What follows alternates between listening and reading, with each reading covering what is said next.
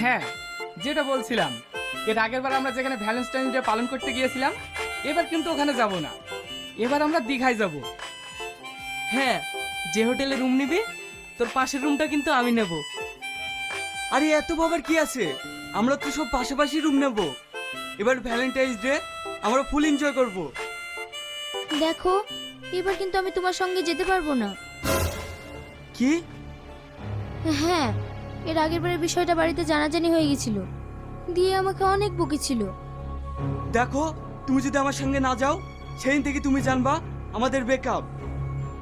বাহ, দারুণ তো। এ কেমন ভালোবাসা, যে ভালোবাসা ভ্যালেন্টাইন ডে পালন করতে গিয়ে দীঘা যেতে হয়, আবার হোটেলে রাত কাটাতে হয়, আবার কেউ না যেতে চাইলে সেখানেই ব্রেকআপ হয়ে যায়। হায় রে ভালোবাসা, মানুষ ভালোবাসার নাম করে দিন দিন নোংরামিটাই বেছে নিচ্ছে। এই তোর বন্ধুকে এখান থেকে সরতো, ওর জ্ঞান শুনতে ভালো লাগছে না। ঠিক আছে, তুই বল ভালোবাসা কি, তোর মুখ থেকেই শুনতে চাই।